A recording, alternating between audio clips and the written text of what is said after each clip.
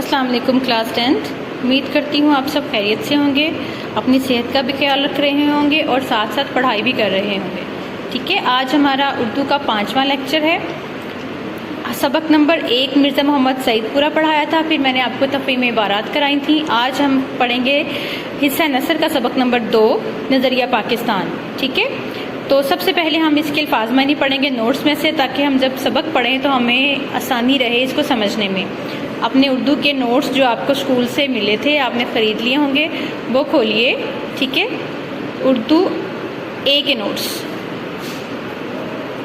یہ صفحہ نمبر ہے 26۔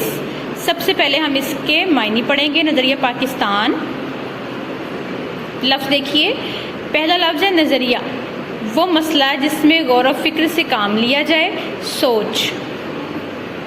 دوسرا لفظ ہے مستحکم، مضبوط، رواداری، حسن سلوک، برداشت۔ قدم جمانا، جکڑنا، مضبوط ہونا، قابض ہونا، قبضہ کرنا۔ رفیق، ساتھی یا دوست، بنیاد ڈالنا، قائم کرنا۔ ذکر پہنچانا، نقصان پہنچانا۔ عناد، دشمنی، بہم پہنچانا، فراہم کرنا۔ فریب، دھوکہ، بیجا، ناجائز، نامناسب۔ نظر انداز، چھوڑ دینا، پس پشت ڈالنا۔ استوار کرنا، قائم کرنا، مضبوط کرنا۔ تہذیب، رہن سہن۔ تصور، خیال۔ روح سے، وجہ سے، ذریعے سے۔ تشکیل دینا، بنانا، ترتیب دینا۔ اقلیت، تعداد میں کم ہونا، اکثریت، تعداد میں زیادہ ہونا۔ نسب، خاندان۔ اقتدار، حکومت۔ مفاہمت، صلح و راضی نامہ۔ تحفظ، بچاؤ۔ شیوہ، طریقہ، عادت۔ الحاد، دین سے پھر جانا۔ اگلا لفظ دیکھیے، غلبہ، برتری، چھا جانا۔ بیجا، ناجائز۔ محض، صرف۔ قید و بند، اسیری، جیل۔ الف، 1000۔ ثانی، برابر کا، دوسرا یعنی مقابل۔ مجدد، الف ثانی، دوسرے 1000 سال کی تجدید کرنے والے، اس سے مراد حضرت شیخ احمد ہیں۔ ٹھیک ہے، مجدد، تجدید کرنے والا، روح پھونکنے والا۔ فروغ، پھیلاؤ، ترقی دینا۔ سر اٹھانا، بغاوت کرنا۔ باہمی نفاق، آپس کی دشمنی۔ شاندار، عالی شان۔ انتشار، بد نظمی۔ گئے گزرے حالات، برے حالات۔ سر بلند کرنا، اونچا کرنا۔ قیاس، خیال۔ پہم، لگاتار، مسلسل۔ جکڑی ہوئی، بندھی ہوئی۔ طرز معاشرت، رہنے سہنے کے طریقے۔ اخوت، محبت و بھائی چارہ۔ عدل، انصاف۔ عظمت، بزرگی۔ ناگوار، برا لگنا۔ پرعظمت، بڑا شان و شوکت والا۔ پیش نظر، سامنے رکھنا۔ ذاتی مفاد، اپنا فائدہ۔ صفحہ نمبر 27 کھولیے۔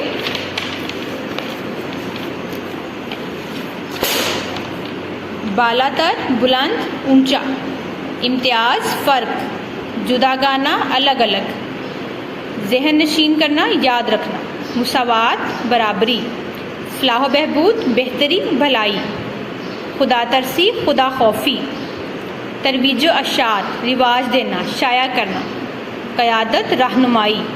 بدولت، وجہ یا سبب۔ فلاحی مملکت، عوام کی بہتری کے لیے کام کرنے والی ریاست۔ یہ تھے آپ کے الفاظ معنی۔ اب آپ اپنی ٹیکسٹ بک جو ہے اردو کی وہ کھولیے۔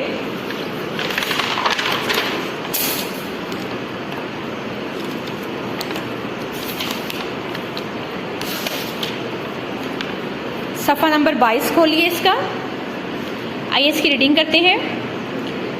ہمارے جو مصنف ہیں اس کے ڈاکٹر غلام مصطفیٰ خان، 1912 ان کا سن پیدائش ہے اور 2005 ان کا سن وفات۔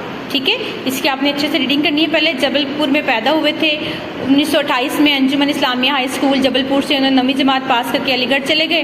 علی گڑھ یونیورسٹی سے LLB، MA اردو، MA فارسی کی ڈگریاں حاصل کی۔ 1947 میں PhD کیا۔ ناگپور یونیورسٹی سے 1959 میں ڈی.لٹ کی ڈگری حاصل کی۔ عملی زندگی کا آغاز کنگ ایڈورڈ کالج امروتی سے بطور لیکچرار کیا۔ پاکستان بننے کے بعد اردو کالج کراچی سے وابستہ ہوئے۔ سندھ یونیورسٹی میں صدر شعبہ اردو کے طور پر خدمات انجام دی۔ انہیں 17 امتیاز، نقوش ایوارڈ، اقبال ایوارڈ اور نشان سپاس ملا۔ انہوں نے مذہب، پاکستانیات، ادب، تصوف اور اخلاق جیسے موضوعات پر لکھا۔ ان کی تحریریں زیادہ تر معرب و مفرس ہوتی تھیں۔ معرب و مفرس کا مطلب ہوتا ہے عربی میں اور مفرس فارسی میں۔ عام قارئین کے لیے لکھے گئے مضامین و کتب کی زبان سادہ، سلیس اور عام فہم تھی۔ انہوں نے اردو، فارسی، عربی اور انگریزی زبانوں میں 100 سے زیادہ کتب تصنیف کی یعنی لکھی۔ ان کی کتب میں سید حسن غزنوی، حیات اور کارنامے، سراج البیان، اقبال اور قرآن اور تنقید و تحقیق جو ہیں وہ اہم کتابیں ہیں۔ ٹھیک ہے، یہ تھے ہمارے سبق نظریہ پاکستان کے مصنف کا تعارف۔ سبق پڑھتے ہیں ہم۔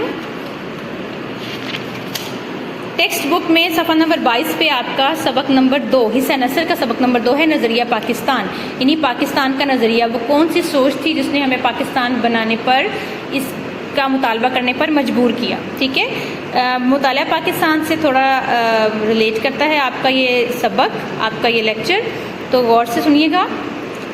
مسلمانوں نے ہمیشہ رواداری کو اپنا شیوا بنایا یعنی اپنی عادت بنایا، لیکن جب کفر و الحاد غلبہ حاصل کرنا چاہتا ہے تو مسلمان اس کے مقابلے کے لیے ڈٹ کر کھڑا ہو جاتا ہے۔ بادشاہ اکبر کی بیجا رواداری اور ملکی سیاست میں ہندوؤں کے عمل دخل کی وجہ سے ملک میں کافرانہ طور طریقے اس قدر رائج ہو گئے تھے کہ مسلمانوں کی آزادی خود ان کے دینی معاملات میں بھی ختم ہوتی گئی۔ ٹھیک ہے، یہاں پر یہ کہا جا رہا ہے کہ مسلمانوں نے ہمیشہ جو ہے وہ رواداری کو اپنی عادت بنایا، یہ گانگت کو اپنی عادت بنا رکھا تھا، لیکن کیا ہوا، جب کفر و الحاد جو ہے وہ اپنا غلبہ چاہتا ہے تو مسلمان کیا ہوتا ہے، اس کے لیے ڈٹ کر کھڑا ہو جاتا ہے۔ ہوا یہ کہ بادشاہ اکبر کے بیجا رواداری نے، ان کی ڈھیل نے کیا کیا، ملک کی سیاست میں ہندوؤں کے مدخل کی وجہ سے یہ ہو گیا کہ کافرانہ طور طریقے ملک میں بڑھ گئے، اتنے بڑھ گئے کہ مسلمانوں کی آزادی جو تھی خود اپنے دینی معاملات میں بھی کم ہوتی نظر آ رہی تھی۔ چنانچہ اکبر کے آخری دور میں اسلام کی سربلندی کے لیے حضرت مجدد الف ثانی کھڑے ہوئے۔ آپ نے جہانگیر کے زمانے میں محض دین کی خاطر قید و بند کی سختیاں جھیلیں، یعنی کہ جہانگیر کے زمانے میں بھی ان کے ساتھ یہ ہوا کہ ان کو قید کر دیا گیا اور اسلامی قدروں کو نئے سرے سے فروغ دیا۔ ان کے اثر سے شاہ جہاں اور اس کے بعد اس کا بیٹا اورنگزیب دین کا خادم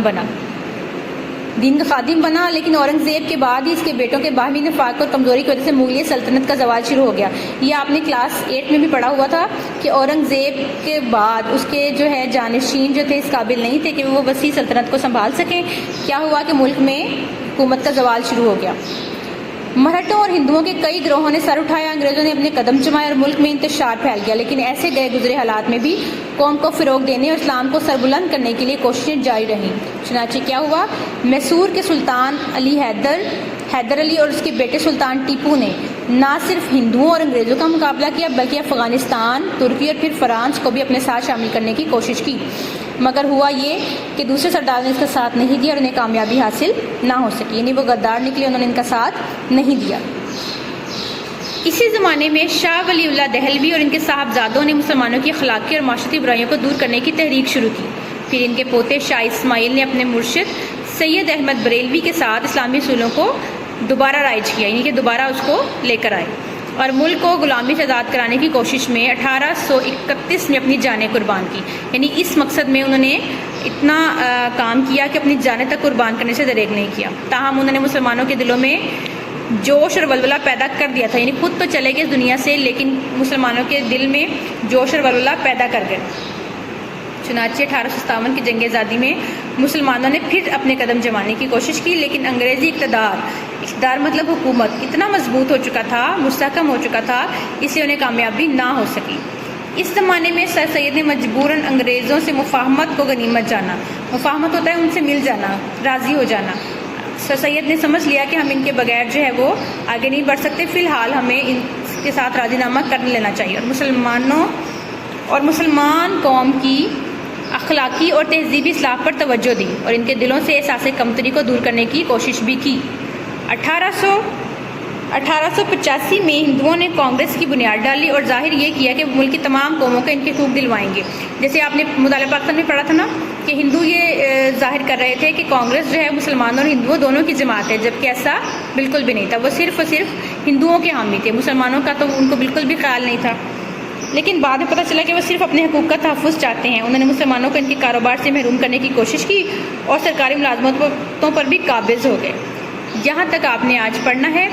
اس کی ریڈنگ کیجیے گا اور معنی آپ نے پورے یاد کرنے ہیں. لیکچر نمبر 6 میں آپ کو اس کی ریڈنگ مکمل کرا دوں گی، پھر آپ کو جو ہے وہ اس میں سے اقتباس کی تشریح اور سوالات کراؤں گی. ٹھیک ہے، اپنا خیال رکھیے گا اور جتنا میں نے آپ کو آج پڑھایا ہے اس کو اچھے سے 2 سے 3 بار پڑھ کر یاد کیجیے گا.